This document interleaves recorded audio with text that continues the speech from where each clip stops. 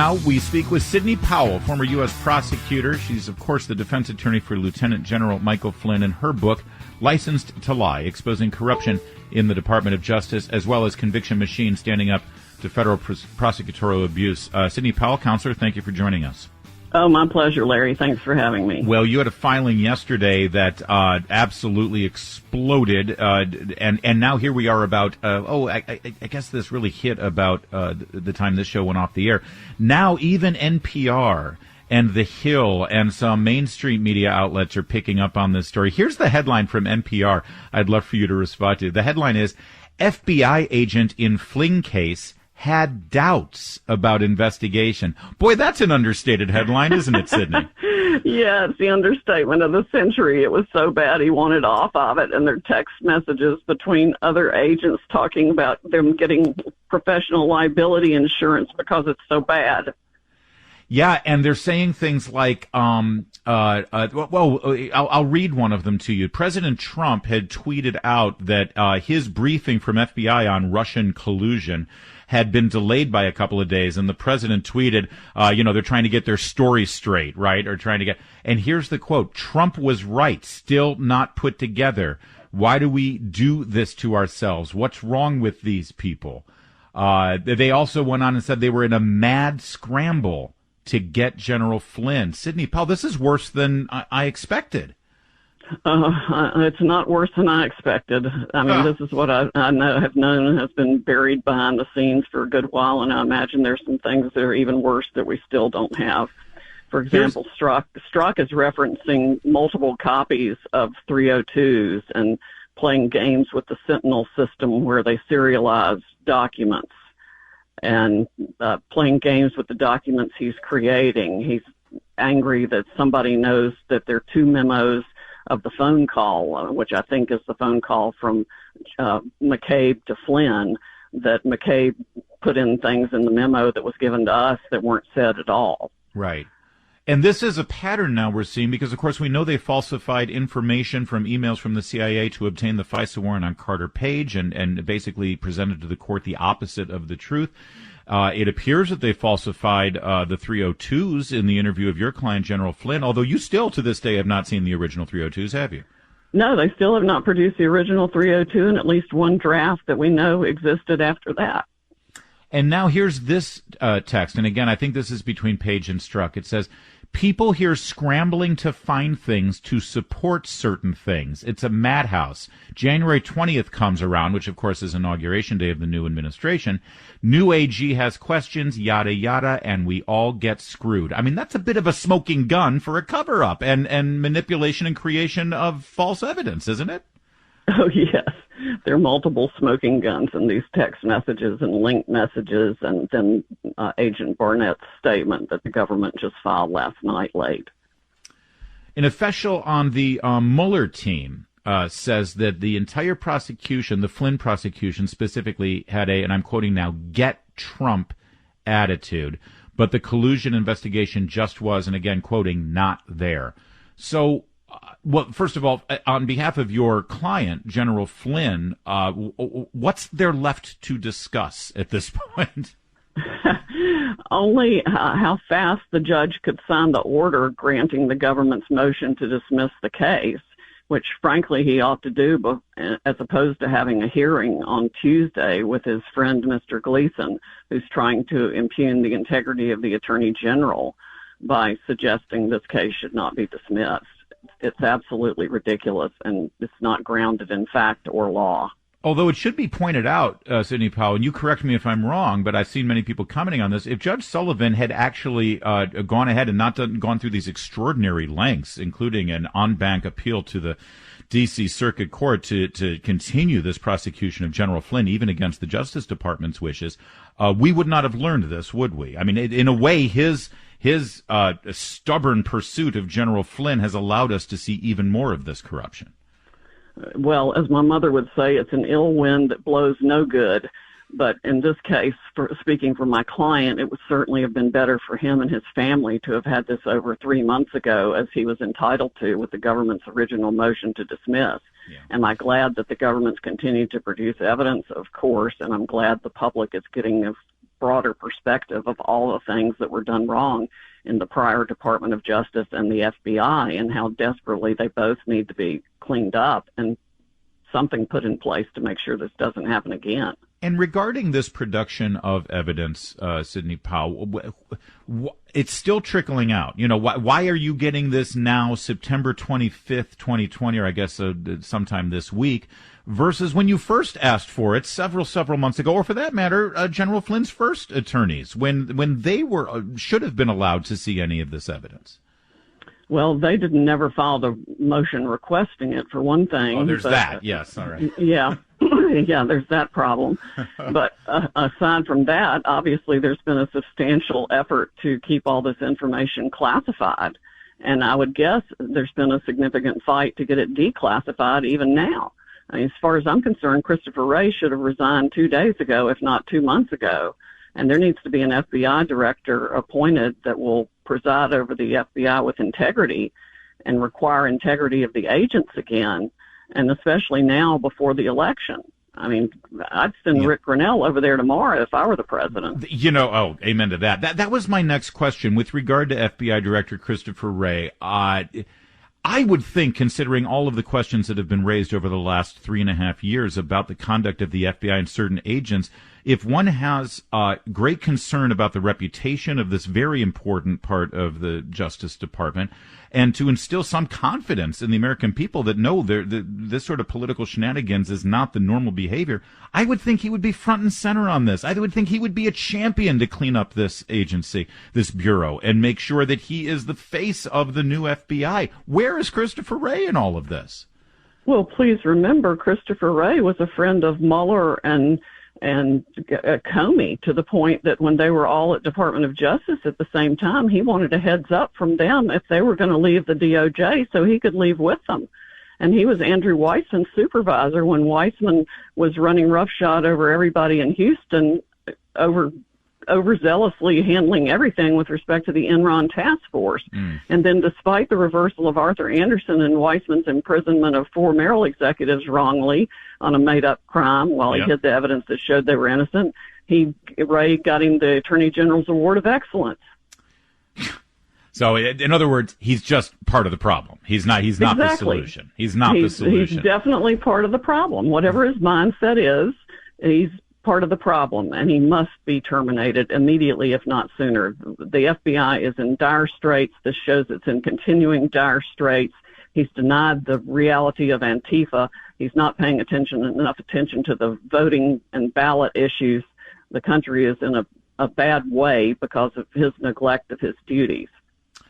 We're speaking with Sidney Powell, attorney for Lieutenant General Michael Flynn, and as we're rightly hammering Christopher Wray, the FBI director, we should point out some of the obviously there are still good FBI agents who really want to do the right thing. What do we know about William Barnett? Is he, in fact, a whistleblower in this situation? This is the FBI. We're getting a lot of this information from him, right? We are. He did a sit-down interview, apparently, with Mr. Jensen, the U.S. Attorney General Barr assigned to review the case from January and to find out what really happened in the Flynn case. But it's it's hard to call him a whistleblower when he didn't come forward when it was all happening. Yeah. But we all certainly appreciate the fact that he has stepped up to the plate and told the truth now. And one of the things that he has told here is that there was discussion about wiping cell phones. Of course, we know the story that an extraordinary number of the cell phones that were used by Robert Mueller's special counsel team got completely wiped, and they claimed that it was an accident. Andrew Weissman, I believe, 3 of his phones went through this process. And now we hear from Agent Barnett that they all joked about it. What is that? Well, that's called conspiracy to obstruct justice and obstruction of justice is what that's called. That's what that is. Yeah, good for a minimum of 5 years on each count for each cell phone. I'd also like to ask, well, first of all, what is the latest on the case with regard to your client and the latest filing that you have here in this new evidence? What's the timeline here? Because I am terrified that Judge Sullivan and, frankly, still nefarious members of the Justice Department who want this whole thing to go away, they're trying to play out the clock and wait for a new president. Well, they can try that all they want to, but I don't think the Supreme Court would let them do that. I mean, this is the most egregious government misconduct I've certainly seen in my career, and I've seen a fair amount of it, but this takes the cake. And all the evidence that we have now on the record is overwhelming to that point and requires the case to be dismissed with prejudice, just as the government requested, even if it weren't the sole authority who could prosecute a case. If Judge Sullivan doesn't do it, another court will have to. Listen, I'm so glad that General Flynn picked up the phone and called Sidney Powell to be his attorney on this. You've been, absolutely phenomenal, obviously, and you're doing an incredible service to this nation. I only lament that I don't get you on the air as often as I used to as a guest on these things. And to that end, I'd love for you to also comment on the other major revelation of the last 12 hours, and that has to do with the primary subsource of the Steele dossier, who we've now learned the FBI knew throughout this entire process that he was probably a Russian spy, that this whole thing was a planted intelligence operation on our own FBI, and not only they fell for it, they willingly went along with it. Yeah, they didn't fall for it. They knew that. They knew that the whole time. That was part of their cover. This was all deliberate, carefully calculated conduct run like a CIA counterintelligence op. And do not forget that Peter Strzok also worked for John Brennan at the CIA.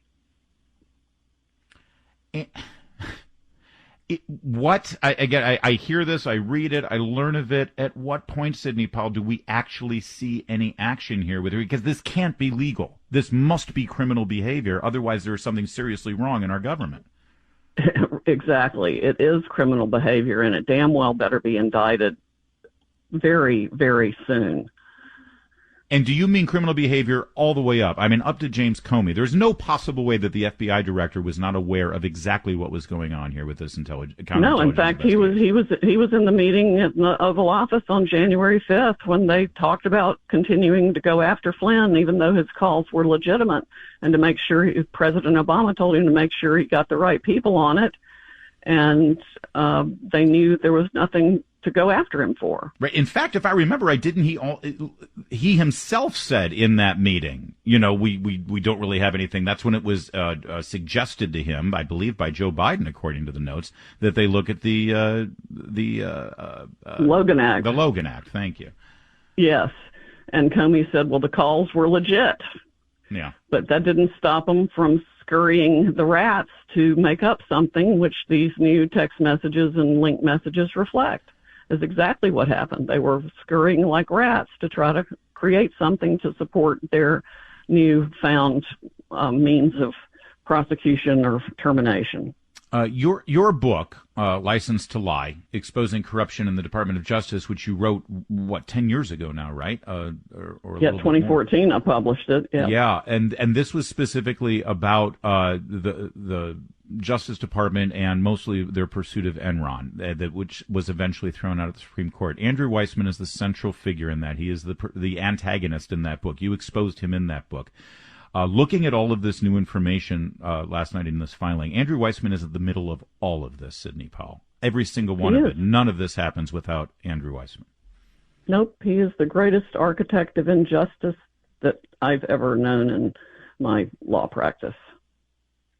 Do you believe, from your perspective and what you're seeing here, in this case in particular, with the Mueller investigation and what happened to your client, General Flynn, that he violated the law, that he is criminally guilty, or responsible, I should say? I certainly do. Without a doubt, his wiping of his cell phones was deliberate and intentional, and he knew that was against the law. At the very minimum, there's a conspiracy to obstruct justice, obstruction of justice itself by a statute he even urged the passage of. So, yes, there is plenty to prosecute Mr. Weissmann for, and it's high time it happened. And by the way, one other thing that sort of overwhelmed me as I was looking at all of this cascade of information, and by the way, a great hat tip to Lee Smith, of course, and Sean Davis, and Molly Hemingway, and Chuck Ross, and all of the great journalists who have been covering this story, and John Solomon.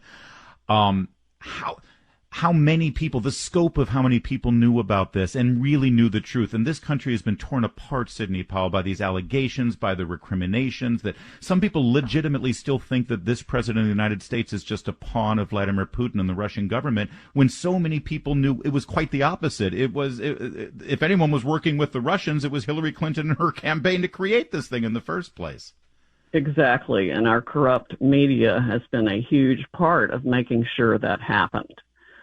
They are as guilty of the criminal conspiracy as anyone, particularly any media outlet who took money from Fusion GPS to promulgate this story, or from Doug Jones, I think it was Dianne Feinstein's former chief of staff, that started the Penn Quarter Group that quickly raised $50 million right after the election to continue to push the Russia collusion narrative that they all knew was a lie.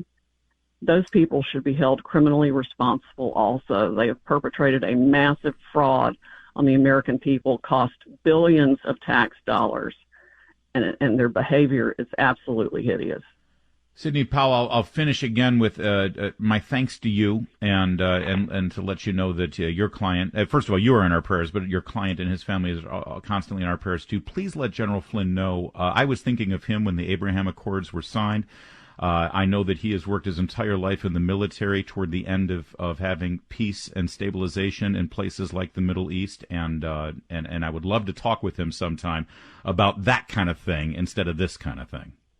Exactly. Yes, he is an expert on many things, and he looks forward to being able to talk to everyone as freely as he would like to again. That will be a great day. I look for it, and I believe it's coming soon. I have a hunch that it's coming soon. I think it better well be. Sidney Powell, thank you so much. And again, her books, if you love what Sidney Powell's doing, make sure you get her books, because they're 10 times as great as a 15-minute interview. It's Licensed to Lie, Exposing Corruption in the Department of Justice, and her latest Conviction Machine, standing up to the federal prosecutorial abuse, which is exactly what she's doing on behalf of Lieutenant General Michael Flynn. Thank you, Sidney. Have a great weekend. Thank you, Larry.